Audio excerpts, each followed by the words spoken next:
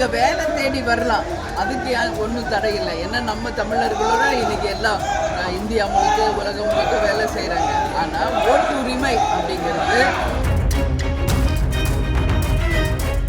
உங்களை வந்தாரை வாழ வைக்கும் தமிழ்நாடு தான், யாரையும் வேணான்னு சொல்ல. ஆனால் நிறைகளும் இருக்கு, பல குறைகளும் இருக்குங்க. இல்லை நம்ம சொல்லிட முடியாதுங்க.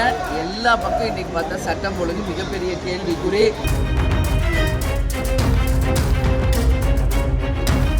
இங்க வேலை தேடி வரலாம், அதுக்கு ஒன்றும் தடை இல்லை. ஏன்னா நம்ம தமிழர்களோட இன்னைக்கு எல்லாம் இந்தியா முழுக்க உலகம் முழுக்க வேலை செய்கிறாங்க. ஆனால் ஓட்டு உரிமை அப்படிங்கிறது நிச்சயமாக அவங்கவுங்க பிறந்த மாநிலத்தில் இருந்தால் தான் அது அவங்களுக்கும் நல்லது, நாட்டுக்கும் நல்லதுங்க. அதனால் இதை மத்திய மாநில அரசுகள் இதை கவனத்தில் கொண்டு வேலை வாய்ப்பு வாங்க. உங்களை வந்தாரை வாழ வைக்கும் தமிழ்நாடு தான், யாரையும் வேணான்னு சொல்ல. ஆனால் ஓட்டுரிமை என்பது அந்தந்த மாநிலத்தில் இருந்தால்தான் அது நல்லதாக இருக்கும் அப்படின்றது தான் எங்கள் கருத்து. தமிழக அரசோட 4 வருஷ செயல்பாடுகள் பற்றி மேடம் அதான் நான் அன்றைக்கே உங்ககிட்ட எல்லாருக்கிட்டையுமே சொன்னேன். கேப்டன் உடல்நிலை கொஞ்சம் சரியில்லாத போது பல முறை அண்ணன் ஸ்டாலின் அவர்கள் கேப்டனை சந்திச்சிருக்காருங்க.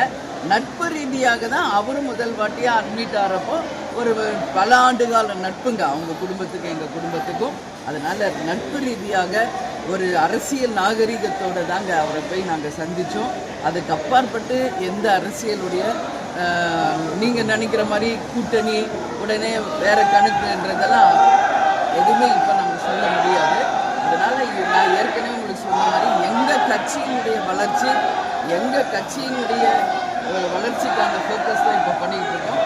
எங்களுடைய மாநாடு ஜனவரி 9 கடலூரில், அன்றைக்கும் ஒரு தெளிவாக நாங்கள் மேடம் 4 ஆண்டு திமுக ஆட்சியோட செயல்பாடுகள் மக்களுக்கு எப்படி இருக்குன்னு நீங்கள் நினைக்கிறீங்க? உங்களோட கட்சியோட பார்வை. நிறைகளும் இருக்குது, பல குறைகளும் இருக்குங்க.